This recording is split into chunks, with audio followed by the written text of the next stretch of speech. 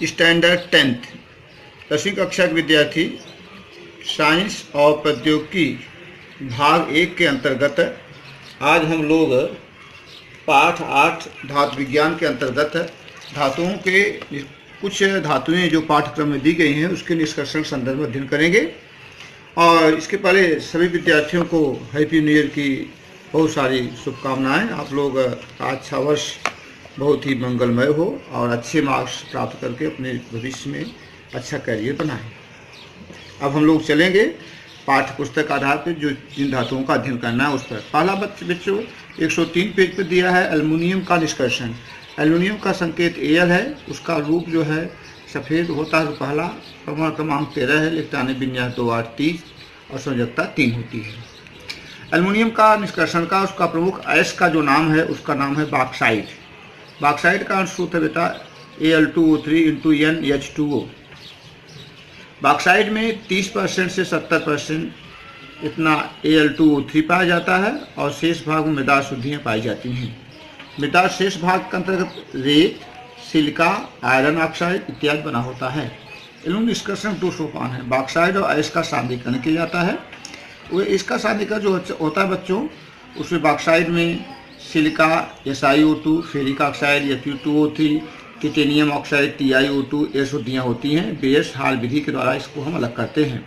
Base विधि में सर्वप्रथम अयस्क को गोलाकार चक्की में पीसा जाता है। तत्पश्चात संग्राहक में उच्च दाब पर 2 से 8 घंटे तक कास्टिक सोडा NaOH के विलयन में हाई टेम्परेचर 140 डिग्री सेंटीग्रेड से 150 डिग्री सेंटीग्रेड के तापमान पर गर्म करते हैं और गर्म करने के बाद उसका निश्चलन किया जाता है। एल्युमिनियम ऑक्साइड सोडियम हाइड्रोक्साइड के साथ क्रिया करके जो क्रिया करते हैं तो क्रिया करने में sodium 2NaAlO2 aqueous solution plus H2O का निर्माण होता है। सोडियम सिलिकेट का निर्माण होता है। सोडियम सिलिकेट पानी के साथ क्रिया करता है, सोडियम हाइड्रोक्साइड और साथ साथ एल्युमिनियम हाइड्रोक्साइड AlOH थ्राइस का निर्माण होता है। अब हम लोग चलेंगे बच्चों यहाँ पर एल्युमिनियम का विद्युतीय अवघटनीय अपचयन इलेक्ट्रोलाइटिक रिड्यूशंस ऑफ एल्यूमिना।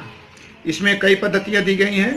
पहला A, दूसरा A विधि दी गई, तीसरा E हम दिया है। इस पद्धति में 8.12 एल्युमिनियम निष्कर्षण दर्शाया गया बच्चों। यहाँ स्टील की टंकी है, पिघली हुई एल्युमिनियम है, धनाग के रूप में ग्रेफाइट काम करता है, ऋणाग के रूप में ग्रेफाइट का अस्तर काम करता है। एल्यूमिना क्रायोलाइट और फ्लोरस्पार का मिश्रण है, पिघली हुई एल्युमिनियम को भांप लेते हैं। इस पद्धति से पिघली हुई एल्युमिनियम के मिश्रण का द्रवणांक less than 2000 degree centigrade steel की टंकी में विद्युत अपघटन करते हैं इलेक्ट्रोलाइसिस से। इस टंकी के आंतरिक भाग में ग्रेफाइट का अस्तर होता है जो कि ऋणाग्र का काम करता है और इसमें ग्रेफाइट जो धनाग का काम करती है। द्रवणांक 1000 डिग्री सेंटीग्रेड तक कम करने के लिए इसमें क्रायोलाइट जिसका सूत्र Na3AlF6 और फ्लोरपार CaF2 मिलाया जाता है। अभी तो प्रोवाइड करने पर कैथोड पर एल्युमिनियम धातु जमा हो जाती है और पिघली हुई एल्युमिनियम विद्युत अपघटन से भारी होने के कारण अपने आप तली में जमा हो जाती है। 2O एरो का निशान O2+4 ऑक्सीकरण यहाँ होता है। एक क्रिया धनाग पर होती है, ऋणाग्र पर Al + 3 इलेक्ट्रॉन निकलते हैं। एल्युमिनियम का अपचयन होता है। मुक्त हुई ऑक्सीजन की कार्बन से अपक्रिया होकर कार्बन डाइऑक्साइड गैस बनती है। एल्युमिना का विद्युत अपघटन होते समय धनाग्र का ऑक्सीकरण होता है, अतः समय समय पर इसको हम बदल दिया जाता है। प्रश्न में वैज्ञानिक कारण बच्चों यह प्रश्न बहुत पूछा जाता है कि धनाग्र को क्यों बदल दिया जाता है, क्योंकि ऑक्सीकरण का कार्बन डाइऑक्साइड गैस निकलती है। दूसरा है मध्यम अपक्रियाशील धातुओं के निष्कर्षण के लिए। इसके अंतर्गत बच्चों लोहा, सीसा, तांबा, जस्ता ये मध्यम क्रियाशील धातुएं होती हैं। ये धातुएं प्रकृति से सामान्यतः सल्फाइड साल्ट के रूप में अथवा कार्बोनेट साल्ट के रूप में पाई जाती हैं।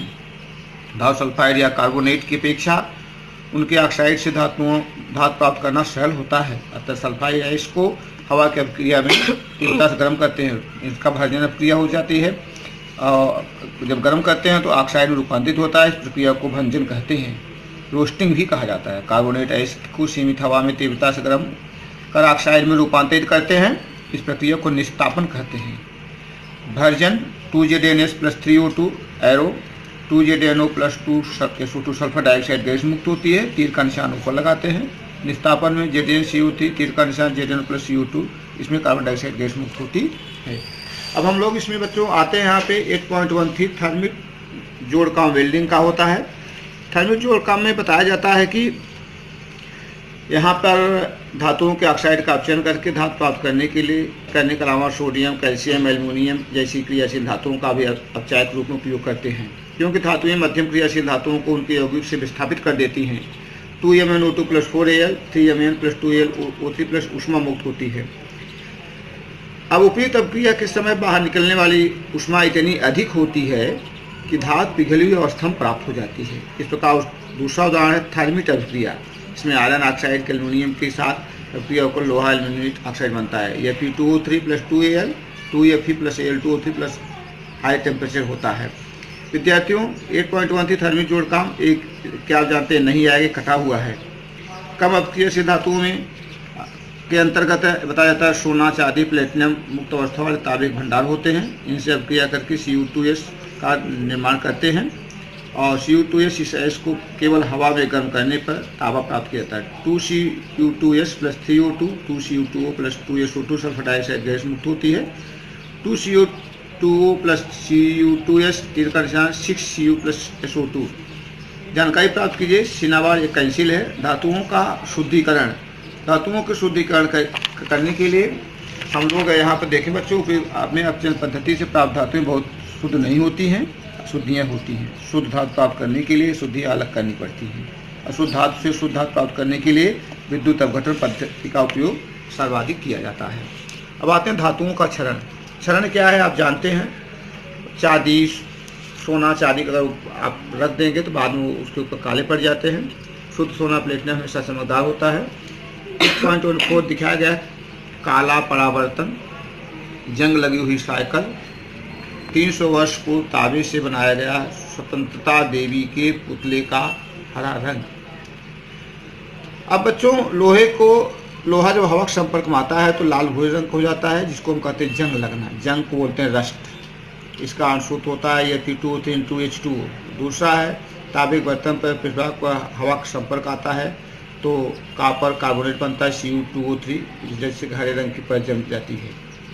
तीसरा है चांदी की वस्तुएं हवा के संपर्क में आने पर भी काली पड़ जाती हैं और काली पड़ करके वहाँ पर सिल्वर और सल्फाइड Ag2S का निर्माण करती है। एल्युमिनियम का ऑक्सीकरण होकर उस पर एल्युमिनियम का ऑक्साइड बनता है। क्षरण को प्रतिबंध करने के लिए क्या कहते हैं बच्चों। क्षरण को प्रतिबंध करने के लिए इसके निम्नलिखित सुझाव दिए गए हैं। पहला बच्चों धातु के पृष्ठभाग पर किसी पदार्थ की परत को चढ़ाना जिससे हवा की वाष्प और ऑक्सीजन के से संपर्क न हो। दूसरा है धातु के पृष्ठभाग पर रंग, तेल, ग्रीस, वार्निश की परत लगा देना। धातु का क्षरण रोकता है। लोहे का क्षरण इस पद्धति से रोका जा सकता है। थोड़ा सोचिए, यह लोह वस्तु संपर्क बताया गया है। जस्ते का विलेपन 8.15 जस्ते विलेपन यहाँ दिखाया गया है। इस पद्धति में लोहा या इस्पात का क्षरण रोकने के लिए उस पर जस्ते की पतली पर चढ़ाई जाती है, जैसा कि चित्र में बताया गया है। उदाहरण लोहे की चमकदार कील, पेपर, पिन इत्यादि। जस्ता लोहा की अपेक्षा अधिक धन विद्युत है, अतः इसका क्षरण पहले होता है। कभी कभी बारिश की कालाविधि के बाद जस्ते की परत निकल जाती है, आंतरिक लोहा और संपर्क में आ जाता है, जंग लग जाता है। टिन की परत चढ़ाना धनाधिकरण के द्वारा जो है धातुओं को क्षरण से रोका जा सकता है। 8.16 का फिगर यहाँ दिखाया गया है बच्चों। विद्युत विलेपन 8.17 का फिगर है। इस पद्धति में विद्युत अपघटन द्वारा कम अपक्रियाशील धातु की अधिक अपक्रियाशील धातु पर चढ़ाई जाती है। ध्यान दें, अगर आपको यह बहुत अधिक इम्पॉर्टेंट पॉइंट है कि अगर धातुएं कम क्रियाशील हैं और अधिक क्रियाशील है तो कम क्रियाशील धातु की अधिक क्रियाशील धातु पर चढ़ाई जाती है, जैसे चांदी विलेपित चम्मच, सोना विलेपित गहने इत्यादि। सम्मिश्रण LY का दिया बच्चों। वर्तमान काल में उपयोग में लाए जाने वाले अनेक धातुओं के सम्मिश्र स्वरूप होते हैं। इसका महत्वपूर्ण उद्देश्य है कि धातुओं के क्षरण की तीव्रता को कम करना। किसी धातु में निश्चित अनुपात में दूसरी धातु या आधातु मिलाकर बनने वाले समांगी मिश्रण को सम्मिश्रित कहते हैं। एग्जाम्पल ब्रांज धातुएं। इसमें बच्चों ब्रांज धातु में होता क्या है कि 90% तांबा होता है और 10% टिन होता है। 90% तांबा और 10% टिन से जो धातुएं बनती हैं उनको ब्रांज धातु कहते हैं। ब्रांज से बने पुतले धूप व बारिश में भी सुरक्षित रहते हैं।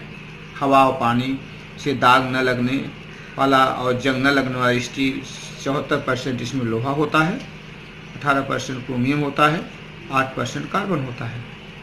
तो 18% क्रोमियम, 8% कार्बन मिलाकर 26% हो गया और 74% लोहा मिलाकर 100%। आजकल सिक्के बनाने के लिए विशिष्ट प्रकार के इसका ही उपयोग किया जाता है। क्या आप जानते हैं सम्मिश्र में एक धातु पारा हो तो उसे पारद सम्मिश्र कहते हैं। सोडियम अमालगम, जिंक अमालगम इत्यादि। रजत पारद सम्मिश्र का उपयोग अधिकतर दंत चिकित्सक करते हैं। स्वर्ण पारद सम्मिश्र का उपयोग सोने के निष्कर्षण में किया जाता है।